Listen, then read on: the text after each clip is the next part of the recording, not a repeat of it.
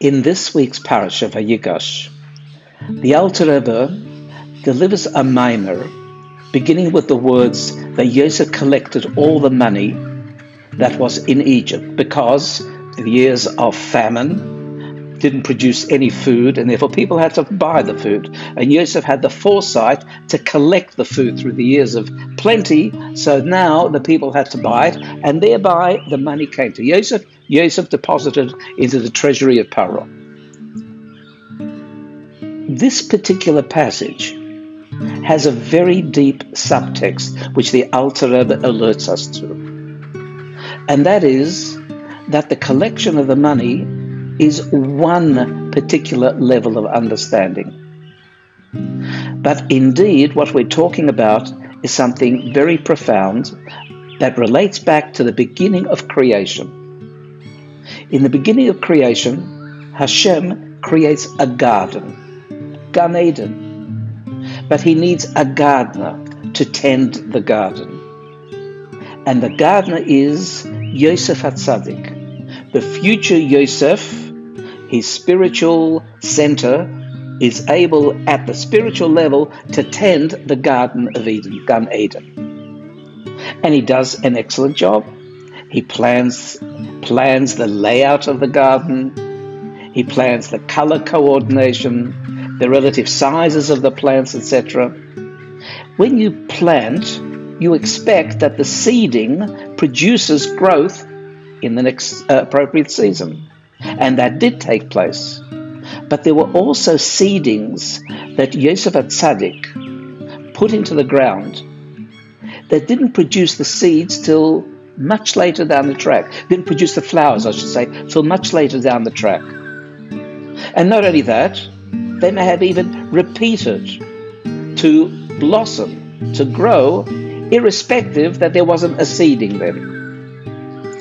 What is this referring to?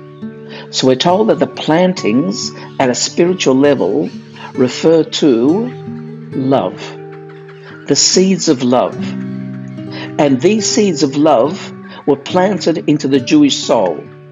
The level of Malchus D'Atzilus, which is Knesset Yisrael, which is the source of the Jewish soul. That Malchus, that kingdom, that earth, provided the opportunity for Hashem to implant through Yosef HaTzadik the seeds of love that we have for Hashem. And we're told there are two kinds of love. When you and I contemplate and meditate in depth godliness, the greatness, whether we speak in terms of greatness of size, quality, typology, whatever it might be. How do you define greatness? It's too great for definition. So when we contemplate that, it arouses us and arouses a love for Hashem. A love for Hashem that we may not have had previous to that meditation.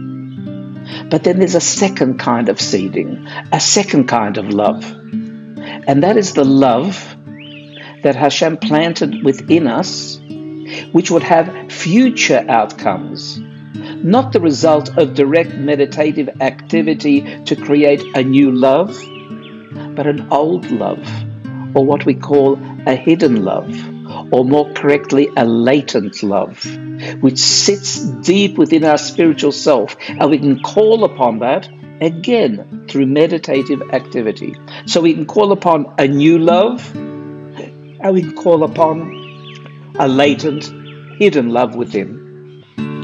And this is the, and that is the notion of the plants that are seeded, some which bloom immediately in their new season, meditation producing a new love, or we have the seeds which bloom and bloom from year to year or every other year unexpectedly. And that's the hidden love deep within, which is even more profound because its roots are directly planted by Yosef HaTzadik for Hashem.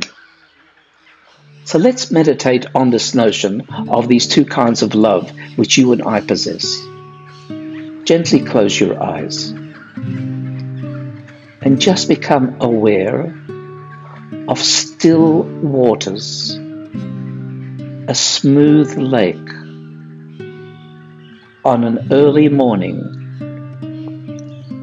as you walk in along the boardwalk, staring down into the depths of the lake. And as you ponder the depth, the deep blueness, which appears to have no end, you become enamored by the immensity and depth of the universe that has no end, which is indescribable, indefinable, and it is something of immensity. And as you ponder the immensity of the universe and the maker of the universe, you become aware of a love within that is drawn towards the maker, towards Hashem. I want to be part of Hashem. I want to be part of that greatness. Look again into the waters, and somewhere, way, way down, even deeper than before, lies a power, an innate power within that lake. It has always been there.